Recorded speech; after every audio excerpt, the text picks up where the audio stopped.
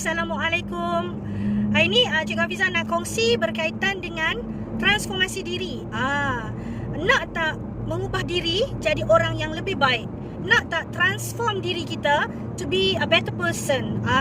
Kita selalu walau macam mana pun lah kan, kalau kita rasa kita ni dah bagus, dah mahir, dah pandai, tetap ada ruang dalam kehidupan kita yang perlu diperbaiki daripada mana-mana aspek. Contoh, katakan sikap peribadi kita seorang yang pendiam. Kemudian kita pun fikir, adakah pendiam kita itu bagus ataupun pendiam itu tidak bagus. Contoh, kalau dengan kerja kita, kerja berurusan dengan manusia, seperti guru, seperti kaunselor, seperti pegawai khidmat masyarakat, pensyarah, yang kerja itu melibatkan you banyak berinteraksi dengan manusia lain, pelbagai lapisan, pelbagai kelompok. Maka pendiam itu mungkin kurang sesuai untuk tujuan kerjaya. Maka kita fikir, aku nak transform diri menjadi lebih baik supaya aku lebih mesra, aku lebih mahir kemahiran sosial. Maka kita fikir, kita kena ubah untuk kepentingan kerjaya kita, ataupun untuk kepentingan anak-anak kita, ataupun suami kita, ataupun isteri kita. Sebab kadang-kadang orang yang pendiam ini menyebabkan orang-orang sekeliling dia makan hati. Sebab dia tak banyak cakap. Bila tak banyak cakap, mungkin orang keliling rasa tidak dipeduli, atau tidak dihargai, ataupun tidak difahami. Maka bila kita rasa bahagian diri kita pendiam itu, kita nak berubah menjadi lebih baik, kita pun fikir macam mana cara kita nak ubah. Adakah kita join kursus, ataupun kita minta tolong seseorang yang lebih mahir, ada kemahiran itu, dan boleh membantu kita dan menjadi mentor kita.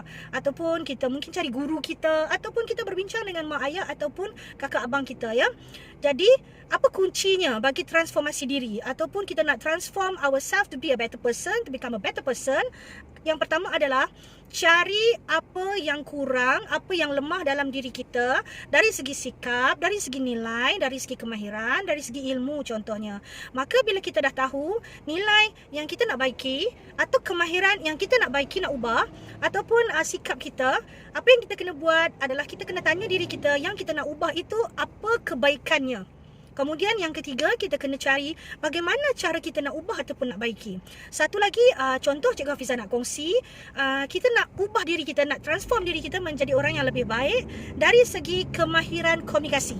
Sebab ia penting dalam membina keluarga, penting untuk membina hubungan dengan masyarakat, penting dalam kerjaya kita, dan juga mungkin penting dalam usaha-usaha dakwah dan jihad kita, ya.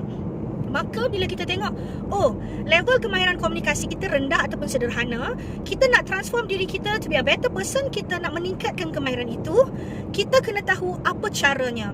Adakah kita belajar melalui menonton daripada YouTube, rancangan-rancangan ataupun program-program ataupun pengisian-pengisian bagaimana to improve your communication skill, ataupun kita join kursus, ataupun kita challenge diri kita untuk menyertai NGO, kelab, persatuan, ataupun aktiviti senam aerobik dan zumba, di mana kita terpaksa bergaul dengan banyak orang, berbagai lapisan orang, lapisan umur, berbeza latar belakang, berbeza kerjaya, sosioekonomi.